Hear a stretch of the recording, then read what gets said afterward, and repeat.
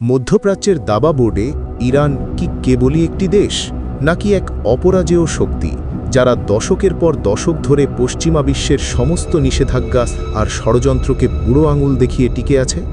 অনেকে মনে করেন ইরান কেবল আত্মরক্ষামূলক লড়াই করছে, কিন্তু আসল সত্য হল ইরান এখন মধ্যপ্রাচ্যের এমন এক দেশ যার অনুমতি ছাড়া এই অঞ্চলে একটি পাতাও নড়ে না।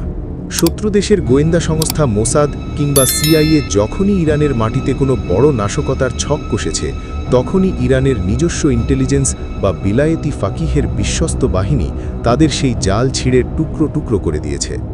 মোসাদের শত চেষ্টা সত্ত্বেও ইরান কিভাবে তাদের পারমাণবিক কর্মসূচি এগিয়ে নিয়ে যাচ্ছে?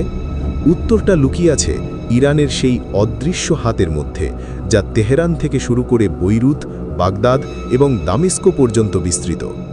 ইরানের শক্তির আসল উৎস কেবল তাদের মিসাইল বা ড্রোন নয়, বরং তাদের রণকৌশল। তারা সরাসরি যুদ্ধ না করে শত্রু দেশের সীমানার ভেতরেই তাদের জন্য মরণ ফাঁদ তৈরি করে রেখেছে। লেবাননের হিজবুল্লাহ থেকে শুরু করে ইয়েমেনের হুতি, এই প্রতিটি শক্তি ইরানের সেই মাস্টার প্ল্যানের অংশ, যা ইসরায়েলকে চার দিক থেকে ঘিরে রেখেছে। এমনকি মোসাদের সবচেয়ে দুর্ধর্ষ এজেন্টরাও যখন ইরানের ভেতরে ঢোকার চেষ্টা করেছে, তখন তাদের অনেককেই ইরানের কাউন্টার ইন্টেলিজেন্সের হাতে ধরা পড়ে চরম মূল্য দিতে হয়েছে। ইরান আজ কেবল একটি রাষ্ট্র নয়, এটি একটি প্রতিরোধের প্রতীক। শত বাধা আর অবরোধের মুখেও তারা কিভাবে নিজেদের আকাশ প্রতিরক্ষা ব্যবস্থা থেকে শুরু করে স্যাটেলাইট প্রযুক্তি পর্যন্ত সবকিছু নিজেরা তৈরি করে ফেলেছে, তা আধুনিক বিশ্বের জন্য এক বিশাল বিস্ময়।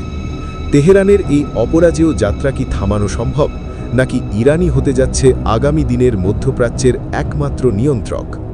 আপনার কি মনে হয় ইরানের এই অবিশ্বাস্য উত্থান কি পুরো বিশ্বের ভূরাজনীতি বদলে দেবে? আপনার মতামত কমেন্টে জানান। ভিডিওটি ভালো লাগলে লাইক দিন এবং আমাদের চ্যানেলটি সাবস্ক্রাইব করে পাশেই থাকুন। দেখা হবে পরবর্তী ভিডিওতে। আল্লাহ হাফেজ।